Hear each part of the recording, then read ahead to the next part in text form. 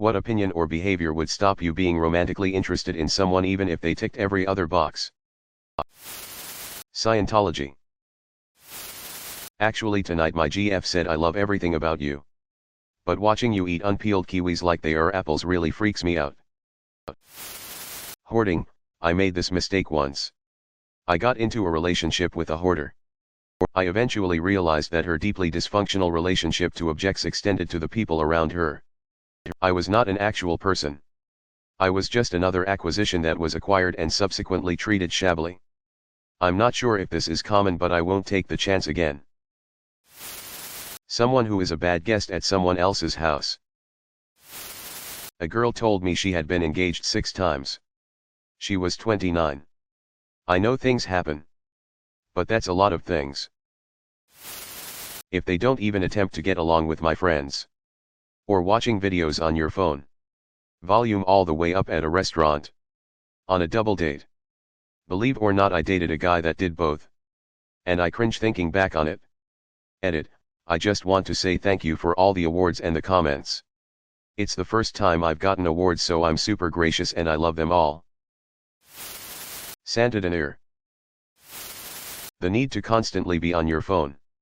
Totally fine with spending a lot of time on it. But if you can't put it down to watch a movie or have a conversation, then it's a problem. He told me he would much rather make small talk with a stranger than have a deep conversation with good friends. I don't know why I didn't see it before, but that described perfectly why we never connected on a deeper level after being together for 2 years. We tried, but I couldn't make it work after that realization. Edit. Since this kinda blew up, I would like to add he is still one of the nicest people I know. We were friends for years before we started dating and we still keep in contact now. He did tick a lot of boxes for me. But not that, for me personally, really important one. It was a tough decision to make. But I know we can both find someone else who will make us happier. Thanks for all the interesting stories and comments you guys shared as well. I try to respond, but it's a lot. Know that I've read it all and appreciate it. Smiley face. Adult tantrums. Went on a hiking date with someone who littered. There was no second date. Don't litter, y'all. It's selfish and ruins the trails for everyone else. Dated a guy and the first month he was perfect and I was quickly falling for him. One day he said, "My ex broke up with me and I fucked his life up for it, haha." Turned all his friends on him. "Don't fuck with me." He said it like it was funny and he was proud.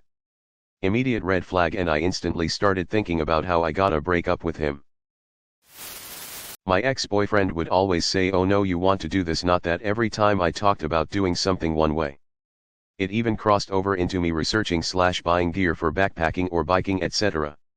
He always seemed to know better than me, and I will not ever be able to be with someone again who tells me what to do/what to buy/makes me feel like I don't know what I'm doing. Not believing dinosaurs are real. A lot of these things seem like common sense. If they're rude or mean to anyone. Edit. I am being asked about this. Yes. I mean rude or mean to anyone. Even in a situation where someone is being rude or mean to us. That doesn't mean you have to be rude or mean back. Rude and mean are unwarranted in my mind. They are often unprovoked behaviors toward innocent people. If someone is being rude or mean to you, then you can stand up for yourself. But that's not the same as being rude or mean. You can criticize someone's terrible behavior without being rude or mean about it. Many people seem to be conflating being assertive with being rude and mean, and I think these are very separate things. Bad financial habits and unwilling to learn better ones. No car insurance. No health insurance. No retirement savings. But top of the line TV, cell phone, and insurance. Laptop. Apartment. And very expensive car, etc. I understand people have different financial situations. But having bad habits and misaligned priorities and not willing to learn how to fix it makes planning for long-term goals together as a couple/family hard. I put in the milk first. If I'm in a depressive mood, yes, I have depression. No, I don't let it control my life, and some days are better than others. By mood I mean a bad depression day when I can't get out of bed, just telling me to get over it, or better yet, getting mad at me for being sad. Good news. Haven't had a depressive day in bed since leaving that ex. Someone who is overly judgmental / wishes death on someone just because they think differently to them / thinks they're the smartest person in the room. I met a guy like this and it came totally out of the blue for me because he had previously been everything I wanted. Then suddenly he's explaining to me why he hates most women and why the government needs to be redone with his values at the forefront. Gatekeepers. You know. The sort of people that think listening to modern music is gay. And that I should listen to what they listen to. The sort of people that'd forbid you from being involved in anything they don't like. Being rude to waiters. I've shared this before. But one time I went out on a first date with this girl I met online.